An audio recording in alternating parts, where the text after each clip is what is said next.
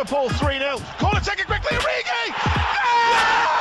Está isolado Cristiano Ronaldo, vai embora Cristiano Ronaldo, mete, bateu, golo. Balotelli, Aguero! Posse de bola para Portugal, vai Éder, chuta!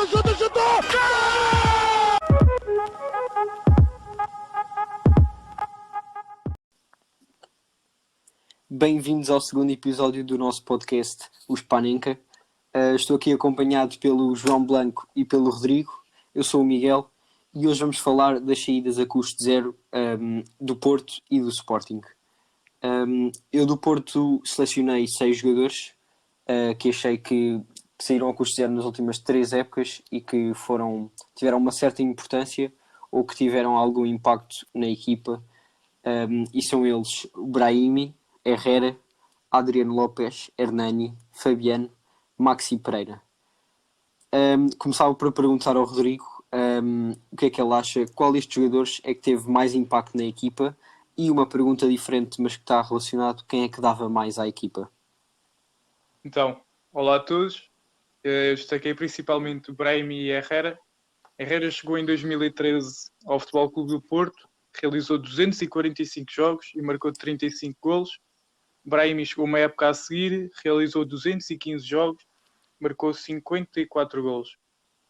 Acho que atualmente, na equipa do Futebol Clube do Porto, Brahimi faria mais falta, visto que era um jogador muito desequilibrador, e acho que falta alguém no corredor esquerdo do Porto que pudesse ajudar Alex Telles.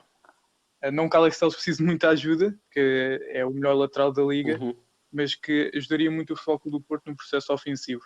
Acho que este ano apenas Luís Dias está a funcionar nas alas. Mas podem perguntar, por exemplo, por Otávio, que muitas vezes aparece na ala direita, mas eu acho que Otávio é mais um terceiro médio do que propriamente um médio direito. O Porto para o meio campo ainda tem Mateus Uribe, Danilo, Sérgio Oliveira, que tem vindo a fazer uma grande época os três, e o jovem Vítor Ferreira, que vai aparecendo e que já mostrou a sua qualidade. O Porto ainda tem Baró, que pode fazer qualquer uma destas posições. Por isso, na minha opinião, quem faz mais falta à equipa é Brahimi. E era também o jogador que daria mais lucro, pois tinha clubes como Tottenham, Chelsea, Everton, West Ham e Lazio, clubes que têm bastante poder financeiro e que poderiam ter pago 30 milhões por Brahimi, facilmente. João? Eu acho que, para responder à questão do impacto e daquele que se calhar seria mais importante nesta equipa, eu tenho respostas diferentes. Porque eu acho que o que teve mais impacto quando estava no pico, digamos assim, acho que era Brahimi, pelo desequilibrava, pelos gols e assistências que fazia. Mas curiosamente discordo do Rodrigo. Acho que quem faria mais falta nesta equipa do Porto, acho que seria mais por Herrera. Porque, pelo menos desequilibradores, Sérgio Conceição já tem. Tem um desequilibrador muito forte, num para um, no banco, chamado Nakajima, que prefere não utilizar. Portanto, acho que um desequilibrador não é o que faz falta. Em relação ao meio campo, também tem muitos médios de qualidade, como os que o Rodrigo disse. Se calhar, um possível regresso da Herrera iria tirar espaço a Vítor Ferreira, por exemplo. Mas acho que, por exemplo, o meio campo composto por Herrera ou Uribe, ou depois o Sérgio Oliveira, dependendo dos jogos, ao lado ou de Uribe ou de Herrera, acho que seria um meio campo que seria muito mais sólido para o estilo de jogo que Sérgio Conceição quer implementar. Blanco, posso fazer uma pergunta? Podes.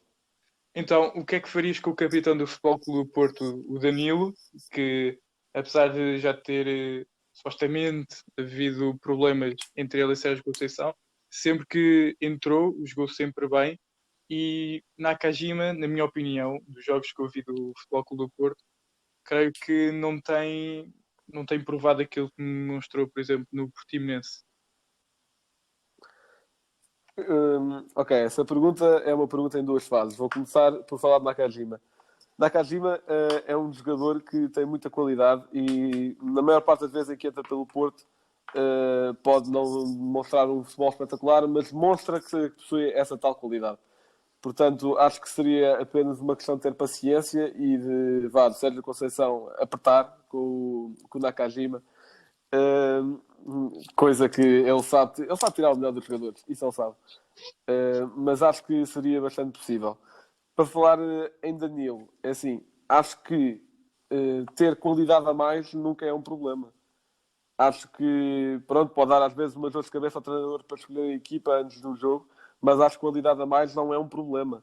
Sendo que, por acaso, tínhamos esquecido de Danilo, há bocado. Não sei, no sentido em que poderia ir rodando o meio campo, dependendo dos jogos, podendo, talvez, até jogar num 4-3-3, dependendo também daquilo que Sérgio Conceição quer fazer da equipa.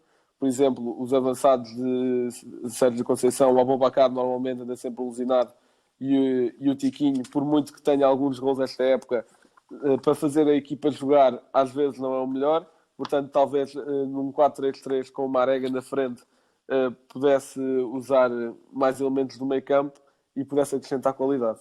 Mas pronto, pediste uma opinião, foi isso que eu te dei. Olha, eu concordo com o Blanco na parte em que ele diz que o Herrera e o Brahimi foram os dois que tiveram mais impacto em duas fases diferentes. O Herrera, porque para além de ser um titular indiscutível, era também o capitão de equipa, o que fazia com que tivesse uma grande influência dentro do balneário, e vamos fazer uma publicação sobre ele. Fizemos uma publicação sobre ele, e por isso vão poder perceber melhor a minha opinião sobre esse jogador. E o Brahimi era dos jogadores que estava mais à equipa pelos desequilíbrios e jogadas individuais. Embora fosse um jogador instável e por vezes problemático, mais nos seus primeiros anos no Futebol Clube do Porto, era um jogador que, quando estava em forma, era quase todos os jogos o melhor em campo. Era um jogador que dava mais à equipa. O Rodrigo pegou também num ponto que eu queria falar, que era qual era o jogador que podia ter dado mais lucro. Eu acho que o Rodrigo disse o Brahimi, certo? Uhum. Por quanto é que achas que ele poderia ter saído? Aquilo que eu li é que havia propostas por volta dos 30 milhões. E 30 milhões já é superior a zero. Verdade. Por acaso, eu acho que ele poderia ter chegado aos 40 milhões. Tendo em conta, o Porto em 2014 pagou 6 milhões e meio por ele. Ao Lorient, se não me engano. E eu acho que ele podia ter chegado aos 40 milhões facilmente. E tu, Blanco? Eu concordo contigo. Eu acho que podiam ter chegado facilmente a 40 milhões, porque o Brahimi, quando saiu do Futebol Clube do Porto, era dos melhores extremos da nossa liga. Aliás, era dos melhores jogadores da nossa liga. Estava em boa forma. Portanto, eu acho que poderia ter chegado facilmente a 40 milhões. Eu acho que, a parte de Jonas, Brahimi era o melhor jogador da nossa liga nos últimos anos. Dos que mais se destacou. Sim, claramente. E num paralelismo sobre esta parte do lucro, podemos também pensar qual destes jogadores é que foi o pior investimento. Eu, se calhar, pelos dados que tenho, posso já responder, tendo em conta que pelo Brahimi foram pagos 6 milhões e meio e fez a quantidade de jogos que fez. Pelo Herrera foram pagos 11 milhões e fez também quase 250 jogos. Adriano Lopes, pagámos 11 milhões por ele e fez apenas 50 jogos. Por isso eu acho que podemos ficar por aqui, e a minha resposta é Adriano Lopes. Pagar 11 milhões por um jogador que dá um ponta de lança, que dá 7 golos à equipa, para mim é sem dúvida um dos jogadores que teve o pior investimento. Rodrigo, o que é que achas? Eu concordo plenamente contigo. Acho que neste caso não há discussão. 11 milhões. É verdade que nesta última época que passou, a Adriano fez golos importantes, marcou, por exemplo, ao Benfica. O outro também tinha marcado à Roma, mas acho que nunca justificou o investimento. Blanco. Eu acho que aqui temos que concordar os três, porque 11 milhões por 7 golos em 50 jogos, acho que é inaceitável. Portanto, sim, Adriano Lopes acho que foi o pior investimento. A verdade é que o Adriano Lopes, quando estava no Atlético de Madrid e fez mais de 100 jogos, chegou a ser avaliado em cerca de 16 milhões. Mas quando saiu do Porto a custo zero, estava avaliado em 3 milhões. Por isso, mesmo assim, era muito difícil que o Porto conseguisse algum dinheiro por ele, tendo em conta as suas últimas prestações. Outra coincidência neste conjunto de jogadores que eu escolhi é que 4 deles foram contratados por Lopetegui sendo eles Brahimi, Adriano Lopes, Hernani, Maxi Pereira. Será que o treinador espanhol também tem culpa pelo dinheiro que foi gasto nestes jogadores? Blanco. É assim, Lopetegui óbvio que pode dar ao departamento de scouting do Porto uma opinião sobre os jogadores que quer ter, mas obviamente que não pode ter a palavra final nisso. Um treinador que era muito controverso na forma de negociar era Jorge Jesus, que dava ao clube os jogadores que queria e o clube normalmente dava, tanto do Sporting como do Benfica. Eu acho que não é o método certo de abordar o mercado, ser o treinador, para além de exercer a função que exerce, ser ainda diretor de scouting. Portanto, acho que não tenho certeza se Lopetegui foi o responsável por todas essas transferências, mas o facto é quem negociou os valores envolvidos na transferência não foi Lopetegui. Foi o Departamento de Finanças e juntamente com o de Scouting do Porto. Portanto, por muito que Lopetegui pudesse identificar os alvos, não era ele que definia até quanto é que se podia pagar, o mínimo que achava que era aceitável. Portanto, acho que Lopetegui, no máximo, tem 15% de culpa. Uma história que nós falámos foi a de Imbolá, porque lembro-me do Pinto da Costa dizer que o Lopetegui dizia que Imbolá era um Ferrari, o que levou o Porto a pagar 20 milhões por ele. E lembro-me que esse jogador foi muito criticado e o treinador com ele, porque no caso desse jogador a culpa seria mesmo de Lopetegui, porque insistiu em tudo com Pinto da Costa para o comprar. Ainda assim o Porto conseguiu fazer 5 milhões de lucro, como estávamos a falar no outro dia, e não foi assim tão mau. Rodrigo, o que é que achas? Lopetegui também tem culpa? Então, Lopetegui trouxe 24 jogadores para o Futebol Clube do Porto e 9 deles foram espanhóis. Acho que ele tentou fazer aquilo que Nuno Espírito Santo está a fazer agora no Wolverhampton, só que o Lopetegui não teve tanto sucesso como está a ter o treinador português. Dos 9 jogadores espanhóis foram eles Andrés Fernández, guarda-redes, Alberto Bueno, Campanha, Casillas, José Ángel, Marcano, Oliver Torres, Telho por empréstimo e Adriano Lopes. Muitos destes jogadores eu já não sei onde é que andam. O Andrés Fernandes não sei. O Bueno está no Boa Vista, se não me engano. Campanha acho que está no Levante. Casillas, infelizmente, acabou a carreira, daquilo que eu percebi. Está assim uma incógnita. José Ángel, não me lembro dele. O Marcano está no Porto, foi dos poucos que se afirmou. Oliver Torres também. Telho no Betis, mas infelizmente eu gostava muito de Telho, pessoalmente. Foi um jogador que apenas teve uma temporada cá em Portugal. Tinha a concorrência de Quaresma e de Brahimi, portanto também não se teve muito tempo para se mostrar. E ainda assim conseguiu roubar o lugar ao Quaresma na maior parte dos jogos. Quaresma era suplente. E ainda assim conseguiu fazer um hat-trick ao Sporting. É verdade. Era um jogador que eu gostava. E um grande Era um jogador que eu gostava genuinamente de ver jogar. Achava bonita a forma dele jogar. Não sei quanto é que o Porto teria de pagar para ficar com ele. Na altura acho que ainda estava no Barcelona. Sim, foi emprestado pelo Barça. Mas destes 3 jogadores, os que tiveram sucesso no Futebol Clube do Porto, não vou contar com Telho porque só teve uma temporada, foram o Oliver, que foi bem vendido na minha opinião para o Sevilha, o Marcano, mais ou menos, causa controvérsia, há muita gente que diz que Marcano não é central para o Porto, e o Casillas. Sim, já iremos falar dele também. Com todo o respeito ao presidente do Futebol Clube do Porto, Jorge Nuno Pinto da Costa, não sei se ele ainda tem bem noção do dinheiro, mas acho que há muita culpa de Lopetegui ao tentar trazer muitos jogadores espanhóis. Poderia apostar, por exemplo, mais na formação do Futebol Clube do Porto e não o fez. Pegando na parte da direção, como estavas a falar, vamos aqui dividir um pouco as coisas. Vou pô-las desta maneira. Acham mais importante o retorno financeiro que estes jogadores poderiam ter dado ou o impacto desportivo que tiveram ao ficar mais uma época e poderem sair do clube a custo zero? Rodrigo. Eu vou pegar no exemplo de um jogador que gosto muito, que é Ruben Neves. Não sei se foi uma má venda para o Porto, agora vendo o que está a fazer, acho que foi uma venda para o Porto. Quanto é que pagou por ele, o Wolverhampton?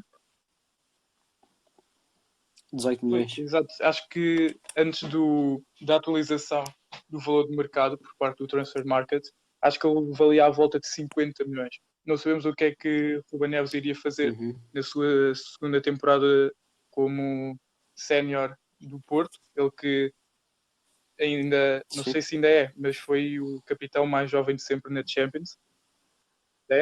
Pois, Ainda. Vender esse jogador por 18 milhões acho muito mau. Se tivessem esperado uma época, acho que poderia valorizar mais.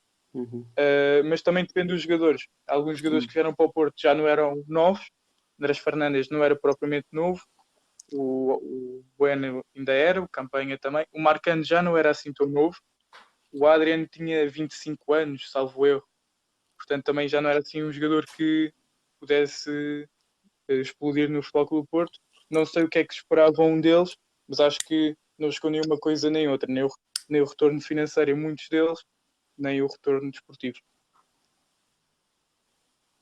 Mas no caso, por exemplo, de Brahim e Herrera, achas que, e sim, mais destes dois, achas que valeu o impacto desportivo que tiveram ou o retorno financeiro era mais? Claramente, acho que, por exemplo, os 11 milhões gastos por Herrera, acho que eram para ser utilizados no momento. Até porque ele chegou e foi titular, se não me engano.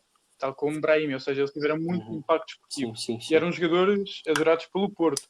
Eu lembro de haver uma faixa num Porto Benfica, no Dragão, em que era Sérgio Conceição. Do outro lado, Herrera, após marcar o golo aos 90 e tal minutos na Luz. E do outro lado, Brahim. Portanto, eram jogadores que os adeptos do Porto adoravam. Portanto, o impacto desportivo foi notório. Creio que não era muito para o financeiro e, como se vê, não chegou o retorno financeiro. Blanco, qual é a tua opinião nestes dois assuntos? Impacto desportivo ou retorno financeiro? É assim, eu, obviamente, é impossível negar que Herrera e Brahimi e até um bocadinho Hernani e Adrian, pelos gols decisivos que marcaram na última época pelo Porto. Também Adrian, acho que chegou a marcar... Não é Adrian. Hernani chegou a marcar 2 ou 3 gols aos 90 que foram muito importantes para o Porto. Sendo um deles até para a Taça de Portugal, acho eu. E marcou um no Boa Vista, no Bessa também. Exatamente. Mas pegando em Herrera e Brahimi, acho que é notório que o impacto deles na última temporada é inegável. Eles, sendo que numa das suas últimas épocas, ajudaram o Porto a ser campeão nacional e tiveram um grande impacto. Agora, se eles tivessem saído uma época mais cedo, mas Brahimi, por cerca de, como foi uma época a menos, 30 milhões, e Herrera, no mínimo dos mínimos, por 15, talvez... E já é muito pouco. Exatamente, já é muito pouco. Talvez a Herrera valesse ficar mais uma temporada, mas Brahimi, se calhar com 30 milhões, o jogador que o Porto poderia ter contratado para apostar no futuro. Óbvio que estamos aqui a fazer cenários hipotéticos, mas acho que temos de separar os casos. Acho que no caso da Herrera valeu a pena ter ficado até ao fim, também por ser um bom líder que ajudou na última temporada do Porto. E por Ibrahimi, acho que valia mais ter vendido. Pegando ainda num exemplo que é atual, que é Alex Telles, que ainda não renovou o seu contrato e que pode acontecer mais uma vez o Porto perder uma estrela do seu plantel a custo zero, acho que, por exemplo, neste caso, vale a pena deixá-lo porque ele está a provar, ele está a ter um impacto importantíssimo nesta época pelo Porto, mas ainda assim, se o vendessem na janela de verão, na anterior, talvez conseguissem no mínimo 30 milhões por Alex Telles, um dos melhores laterais esquerdos do mundo no momento. Posso acrescentar uma coisa?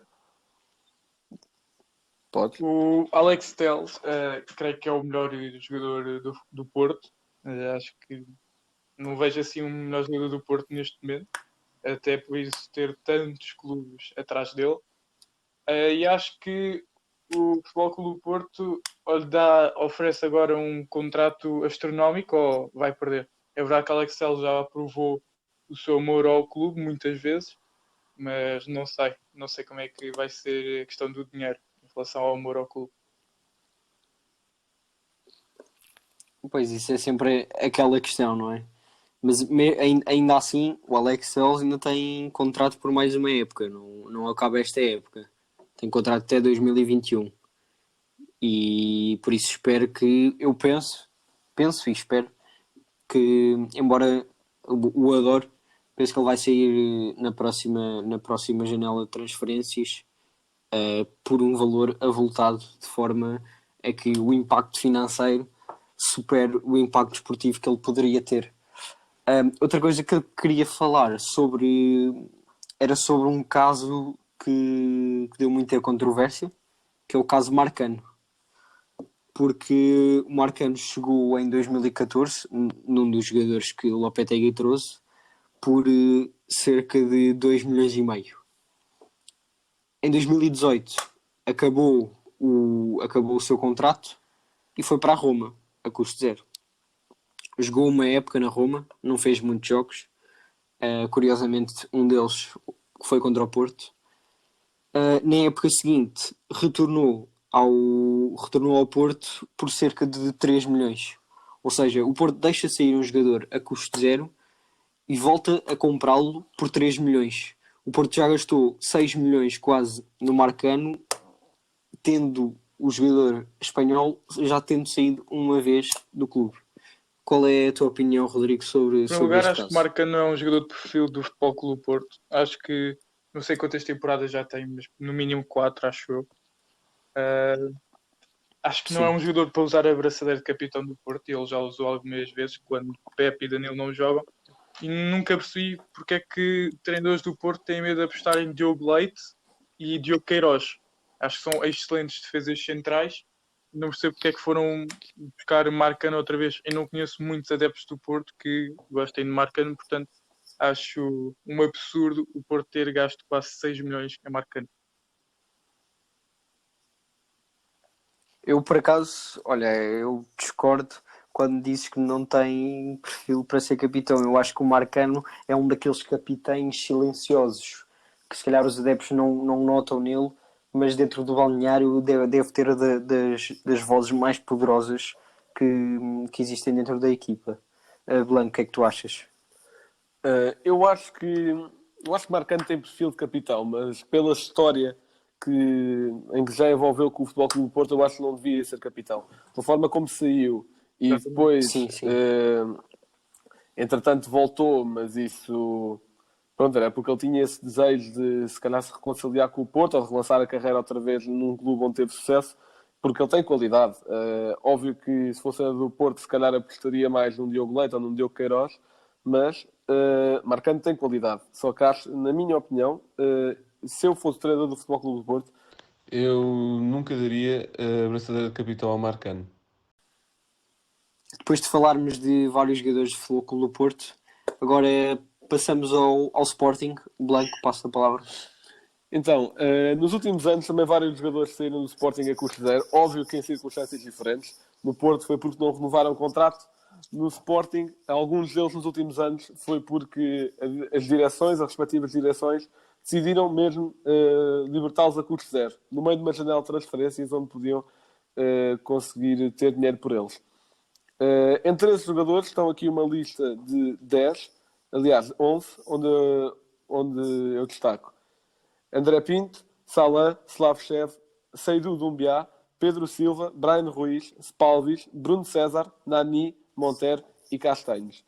Entre estes acho que podemos concordar que os que deram mais ao plantel foram Nani, Monteiro, Salah, Bryan Ruiz e Bruno César. Vou começar por Nani, que na altura em que saiu era capitão do Sporting. Já fizemos uma publicação sobre ele no nosso Instagram, portanto vamos tentar não nos focar muito no jogo jogado de Nani, mas tentar focar-nos nos valores envolvidos, que neste caso são bastante baixos, ou zero. Nani teve... Estamos só a falar na sua segunda passagem pelo Sporting. Nani... Aliás, uma terceira, porque ele chegou a estar emprestado pelo Manchester United. Nani tinha chegado do Valência no verão, depois de ter acabado contrato pela direção de Sousa Sintra, e a direção de Frederico Varandas decidiu libertá-lo por 0 no mercado seguinte. Sendo que Nani, nesses 28 jogos que realizou, teve 9 golos e 7 assistências. E conseguiu 3 homens do jogo contra o Setúbal, contra o Belenenses e contra o Boa Vista. Curiosamente, todos os jogos em casa. Miguel, o que é que achas? Olha, eu sobre este jogador é difícil de falar sobre ele, porque tendo em conta que chega a custo zero e sai a custo zero, é verdade que quando ele saiu do Sporting para o Orlando City estava avaliado em 5 milhões e o Sporting podia ter feito algum dinheiro com ele. Ainda assim, sendo a sua terceira passagem pelo clube, tendo saído em 2007 por 25 milhões para o Manchester United, penso que não se pode falar no mau negócio. Podia ter sido melhor, mas acho que não se pode falar no mau negócio. Nani fez os 28 jogos pelo Sporting e só na primeira metade da época, porque penso que ele saiu em janeiro no mercado de transferências. Ele saiu em fevereiro, porque ele foi para a Ok. Liga dos Estados Unidos e lá em fevereiro ainda está aberto o Que mercado. só começa, exato, ok. Por isso é que fez apenas os 28 jogos. Nani é sempre um jogador que dá muito ao clube. Assim que chegou, penso que assumiu a braçadeira de capitão, porque é um jogador experiente, é um jogador que tem impacto, é um jogador de seleção nacional, é um jogador com história, tem carreira, é experiente. Por isso, penso que o Sporting aproveitou como pôde. É verdade que a direção atual do Sporting poderia ter feito mais, mas os adeptos penso também não se podem queixar de ter sido um mau negócio. Rodrigo? Em primeiro lugar, eu acho que nunca se pode dizer que um jogador chega a custo zero, porque há sempre dinheiro que se tem de dar ao jogador e ao agente. Portanto, acho que o facto do Sporting o ter conseguido por custo zero, vendido por custo zero, acho que vai dar sempre prejuízo, porque Nani acho que não teria um salário baixo. Sim. Era um jogador que já tinha passado por grandes clubes e acho que os salários nunca seriam baixos. E eu penso, talvez se Nani tivesse ficado, não se revelaria o jogador que é Gelson Martins. Talvez não aparecesse, mas mesmo assim acho que é muito, muito mal por parte de Frederico Varandas ter deixado Nani sair para o Orlando a custo zero, visto que era o capitão de equipa e era um jogador adorado pelos adeptos do Sporting. Eu, em relação a saídas a custo zero, eu tenho uma opinião muito simples. Eu acho que mais valia vender um jogador por 1 euro do que por 0. Eu acho que, pelo menos vendendo por 200 mil, 300 mil, fosse o que fosse, acho que vale sempre mais a pena do que vender a custo zero, independentemente do jogador ter um salário alto ou não. Queria também pegar assim mais destacadamente em Montero, antes de pegarmos nestes jogadores como um todo. Montero, que também teve numa segunda passagem pelo Sporting, e tanto Nani como Montero são jogadores que ainda hoje são muito queridos pelos adeptos do Sporting.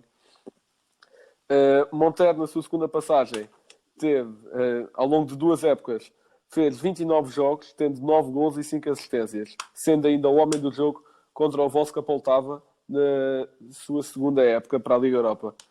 Portanto, Rodrigo, pergunto, achas que Montero teria espaço neste momento no plantel do Sporting?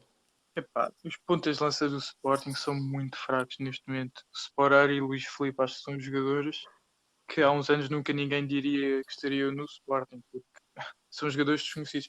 É verdade que o Sporar fez 50 e tal golos lá na Sérvia, mas cá ainda não mostrou muito trabalho. Eslovénia. Na Eslovénia, pronto. Acho que o Freddy Montero, não sei que idade é que tem hoje, 30, não? 32.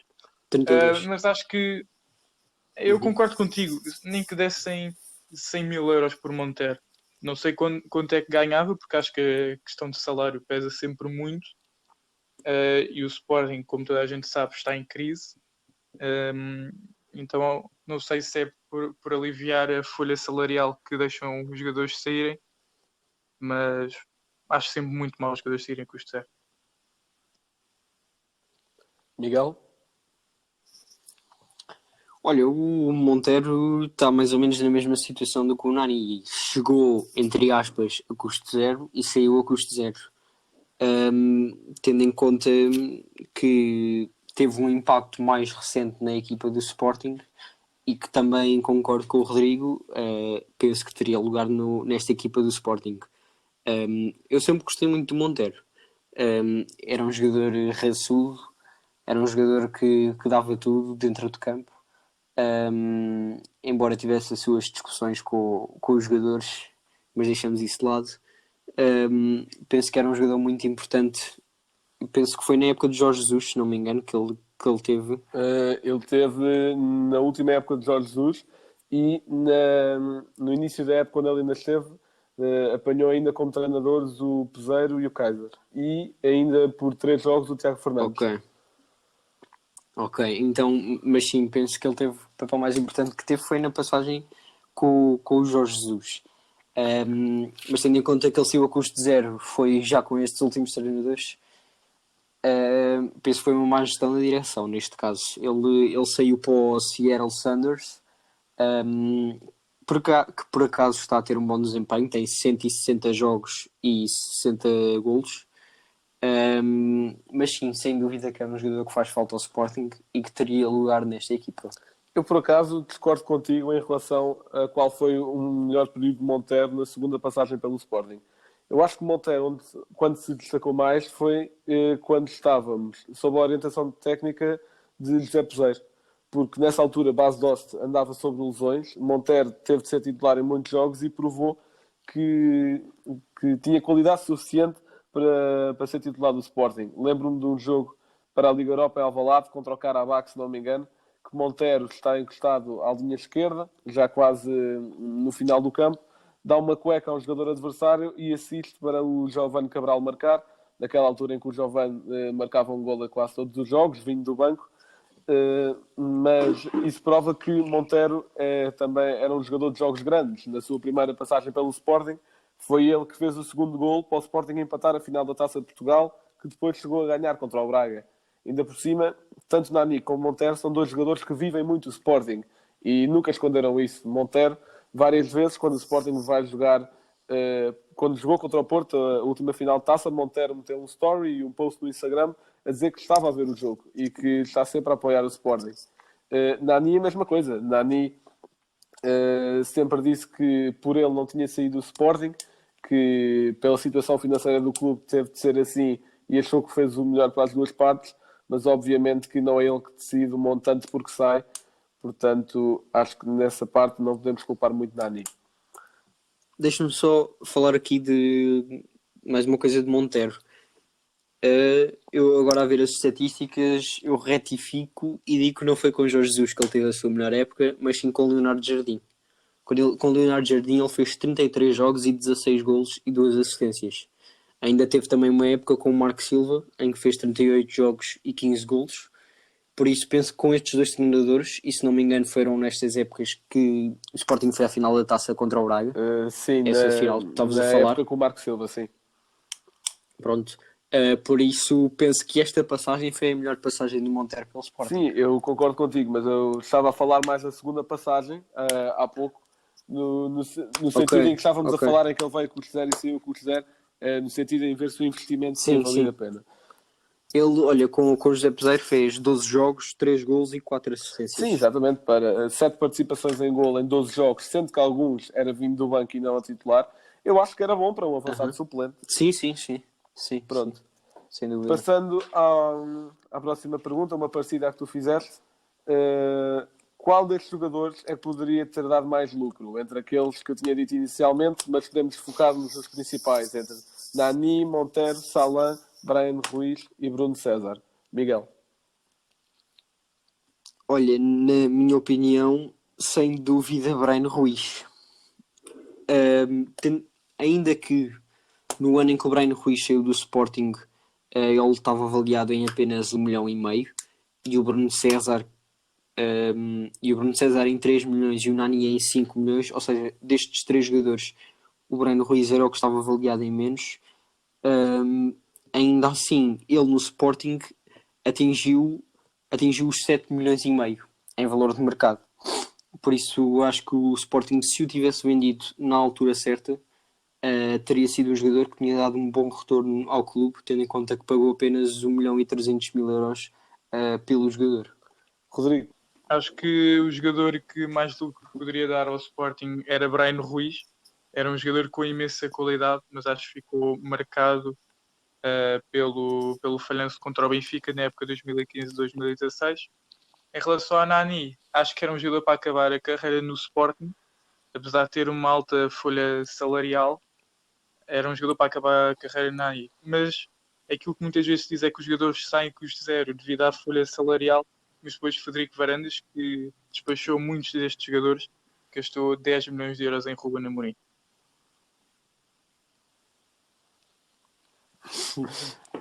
pronto, cada um tem as suas prioridades em termos de negócios, mas eu por acaso discordo de vocês os dois. Eu acho que o Bryan Ruiz não seria o que daria mais lucro, no sentido em que Bryan Ruiz chegou ao Sporting por 1.320.000. Bryan Ruiz, na sua primeira época, foi a época 2015-2016, fez uma época astronómica, 46 jogos, 13 golos e 15 assistências, e obviamente que após uma época dessas, nenhum clube tem em mente vender um jogador assim. Na época a seguir, ele baixou muito o seu jogo. Ele passou para 42 jogos, algo semelhante, mas apenas 3 golos e 8 assistências, sendo que a última época dele foram 47 jogos, 2 golos e 5 assistências. Portanto, ele de uma época para outra teve uma quebra gigante. Portanto, sendo que a seguir ele ter feito uma época brilhante, um clube não o quer vender, e na época a seguir ele tem um rendimento muito abaixo daquilo que pode, acho que ele não seria o que daria mais lucro. Daqui, destes 5, se calhar o que eu acho que daria mais lucro seria Nani, porque ele chegou a custo zero e eu acho que Nani seria um jogador para vender facilmente, no mínimo por 2 milhões. E acho que, pelo todo o historial que tem, pela experiência que tem, pela qualidade que ainda demonstrava ter, mesmo com a idade que tem, acho que seria o que o Sporting conseguiria ter mais lucro. Então, mas por exemplo, o Nani sairia do Sporting por cerca de 2 milhões, ou se o Sporting fizesse esses 2 milhões, faria um lucro de 2 milhões. Sim. Achas que o Bryan Ruiz, tendo em conta que tinha chegado ao Sporting por 1.300.000, o Sporting não o conseguia vender nem por 5 milhões? Acho que não. Acho que depois daquelas 2 épocas, ou mesmo que querendo vender no final da primeira época em que teve um mau rendimento, acho que o Sporting não conseguiria por 5 milhões. Acho que no máximo dos máximos 3. Ok. Mas passando à próxima pergunta, agora pegando também em todos os jogadores que eu disse, porque eu quero destacar aqui especialmente 2, qual é que acham que foi o pior investimento? Eu posso repetir os jogadores. André Pinto, que chegou a custo zero, Salan, que chegou a custo zero, Slavchev, que chegou por 2 milhões e meio, Doumbia, que chegou por 3 milhões, Pedro Silva, que é de formação, portanto não conta bem como investimento, Bryan Ruiz por 1.300.000, Spalvis por 1.600.000, Bruno César veio a custo zero, Nani a custo zero, Montero a custo zero e Castanhos 2 milhões e meio. Portanto, Rodrigo, qual é que achas que foi o pior investimento do Sporting? Eu não tenho tenho vários. Porque essa lista é enorme de jogadores que se revelaram ser uma desilusão no futebol português. Começo por Doumbia, que foi um mau investimento devido ao alto salário que ele tinha. Acho que era dos jogadores mais bem pagos do plantel do Sporting. Pois acho que o Bryan, apesar da queda... Eu vou ter vários aqui para nomear. Bryan, apesar da sua queda de rendimento, acho que era um jogador de qualidade. Não sei o que é que aconteceu, se o psicológico começou a afetar, mas era um jogador para manter no clube, se não evitar de sair a custo zero. Depois Castanhos, acho que o nome fala só por si, que era um jogador que nunca deveria ter vindo para o Sporting, ele que agora está a jogar na segunda divisão da Coreia. Depois Bruno César revelou-se o homem dos jogos grandes, marcando a Dortmund, Real Madrid e Juventus. Acho que poderia-se ter conseguido algo alinhar. Depois Spalvis, Fokob, Slavchev e Labiad eram jogadores que se via que não se estavam a afirmar, eram para vender na época a seguir. E depois André Pinto, acho que não foi um mau investimento. Era um jogador que quando entrava cumpria. Ele não jogou muitas vezes, mas cumpriu desde que jogou. E para mim, não está nesta lista, o pior negócio da história do Sporting foi a venda de Bas Dost. Miguel? Olha, eu vou dizer o primeiro nome que o Rodrigo mencionou, o Dumbiá. Acho que gastar cerca de 3 milhões por um jogador que é verdade, já tinha dado provas que era bom no CSKA, mas o que fez no Sporting não justifica nem de perto o dinheiro gasto nele. Eu por acaso tenho uma opinião diferente de vocês dois. Eu acho que o pior investimento é Castanhos. Isto porquê? Independentemente de ter sido comprado por menos de meio milhão, Dumbiá ainda marcou gols pelo Sporting. Sendo ainda, lembro-me Sim, é de verdade. um hat-trick contra acho que Boa Vista para a Taça da Liga. Ainda jogou jogos Champions, não jogando mal, independentemente de não ter marcado gols nesses jogos, mas sim, ele veio muito abaixo da expectativa. Agora, Castanhos marcou 0 gols pelo Sporting, tendo oportunidades no plantel principal. Portanto, eu acho que sim, Castanhos foi de longe o pior investimento. E ainda fez 17 Só jogos. referi Dumbiá devido à alta folha salarial que ele tinha. Ele era das mais altas que ele tinha no Sporting. Sim, exato. Sim, claro, mas ele, ao menos o meu argumento é mais pelos gols, é mais pelo contributo para a equipa. Mas sim, claro que percebo o que é que estás a dizer. E Blanco, corrige-me se estiver errado, esse Pedro Silva que tu falaste era um guarda-redes. Era um guarda-redes que veio da formação do Sporting, saiu a custo zero para o Tondela. E neste momento acho que é suplente de Cláudio Ramos. Olha, por acaso não sabia. Eu lembro-me de ver jogos dele na formação e mesmo nas camadas jovens da seleção e até gostava dele. Agora, para terminar, uma última pergunta. Acham que a saída de um jogador com um alto salário justifica o jogador sair a custo zero? Miguel? Olha, isso tem sido um problema que o Porto tem enfrentado muito, principalmente com um dos jogadores que eu mencionei, como o Maxi. É assim, tendo em conta, neste caso o Maxi chegou a custo zero entre aspas, porque pronto, teve essa alta folha salarial, mas compensa ele sair a custo zero. É assim, depende da capacidade financeira de cada clube. Uma coisa é, por exemplo, o Benfica, que hoje em dia tem alguma saúde financeira, a poder dar 2 milhões de salário, por exemplo, a um jogador, e outra coisa é o Sporting dar 2 milhões de salário a um jogador. Tem finanças completamente diferentes, saúdes financeiras completamente diferentes, por isso depende da capacidade financeira de cada clube. Ainda assim, um jogador com uma alta folha salarial e que não tenha um grande impacto na equipa, como por exemplo o Dumbiá, eu acho que compensa sair a custo zero se o clube se conseguir livrar desses custos acrescidos que tem como um jogador como esses. Ok. Eu concordo com o Miguel. Acho que um jogador sair a custo zero é sempre melhor do que ele ficar no clube a gastar o salário do mesmo. Por exemplo, o Labiade, quando chegou, que era uma grande revelação que vinha para o Sporting, era dos jogadores mais bem pagos do plantel e não sei se jogou algum jogo oficial pelo Sporting, mas a verdade é que acho que foi melhor despacharem. Sim, ele fez vários jogos oficiais pelo Sporting. Ele saiu do Sporting porque queria um salário igual ao de Patrício. E Patrício era o jogador mais bem pago do plantel, 2 milhões por ano. Era o que Labiade queria, sendo que não jogava nem um quarto do que Patrício contribuía para a equipa. Ainda assim, ele agora está no Ajax. Sim, exatamente. O Labiade fez 27 jogos pelo Sporting, 3 gols, 3 assistências. Pois, lá está. Estamos a chegar ao fim deste podcast, mas como sempre, antes de encerrarmos, temos um facto curioso.